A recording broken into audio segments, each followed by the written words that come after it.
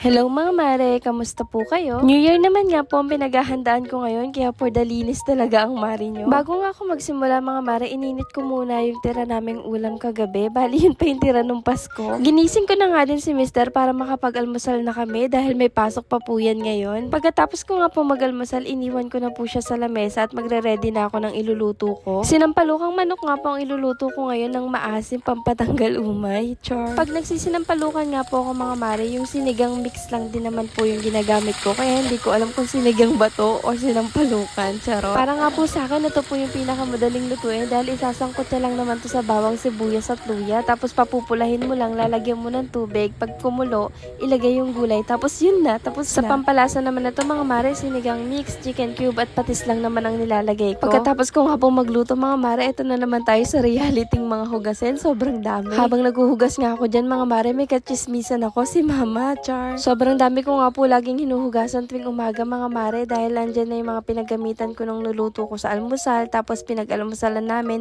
tapos yung nilutuan ko pa ulit ng pantanghalian. Dahil nga po nasa gilid lang ng lababo itong condiments bottle namin, lagi ko po talaga itong pinupunasan araw-araw. Kinuskus ko nga rin po pala itong lababo namin at saka itong gilid ng nilalagyan ko ng mga sabon. Dikit nga po sa ilalim ng lababo itong gripo namin mga mare, kaya kailangan talagang araw-araw punasan yan. Fast forward mga mare, pagkatapos ko nga po tuyuin yung lababo namin, ito naman open ko na tong bago kong mga parcel. Inuna ko na nga po itong small rattan basket. Ang cute-cute nga po nito mga mare at solid rattan talaga siya. Paglalagyan ko to ng bawang, sibuyas at pwede nyo rin po paglagyan ng itlog kung gusto nyo. Next naman po, ito pong toothbrush holder. Ang cute nga rin nito mga mare. Sa loob po niya may dalawa po siyang lagayan, toothbrush and toothpaste. Umiikot nga po yung takip nito, hindi maluwag at hindi rin naman mahigpit. Sa ilalim niya po may sahuran ng tubig kaya pwede nyong ilagay kahit saan. Madikit nga rin po yung nakalagay na adhesive tape dito at meron din po siyang brand name pero hindi ko na inilagay. Pagkatapos ko nga pong i-open yun mga mare, ito naman na tinanggal ko na yung lagayan ko ng dating toothbrush at pinunasan ko na rin. Sakto nga po mga mare, dalawa po yung sabitan nun. Ito at naisabit ko na yung rattan basket ko, diba? Ang cute. Mabuti na nga lang po at nakabili na agad ako ng bawang at sibuyas kaya ayun naman at nailagay ko na agad. Ito naman po toothbrush holder ko mga mare, dito ko lang din po siya ikinabit sa tabi ng lababo. Pinalitan ko na nga rin po pala yung chopping board ko at ito ginawa ko na rin siyang kahoy. Para sa kanya po mga mare, ang laking tulong po talaga ng mga online shop kasi kahit nasa bahay ka na lang ngayon, makakapagmili ka na rin ng mga gamit mo sa bahay at makakapamili ka pa. Kung may nagustuhan nga po kayo sa mga napamili ko ngayon mga mare, ilalagay ko po yung link sa comment section. Fast forward mga mare, maglilinis na nga po sana ako ng salamin at napansin ko si Nessie nagsasalamin na naman. Gandang-ganda ata sa sarili niya. Char. Buhat nga po nung nailagay ko dito yung salamin mga mare, si Nessie lagi po talaga yan nandyan sa salamin. Minsan nga inaaway niya pa yung sarili niya. Nag-agaw na nga rin po ako pagkatapos ko magpunas ng salamin para naman po maaliwalas yung pagpasok ng New Year. Pagkatapos ko naman po mag-agaw mga mare, ito naman po mga punda ng upuan namin ay nilabahan ko. O siya mga mare, napahaba na naman po yung chika ko. Hanggang dito na lang po muna ulit.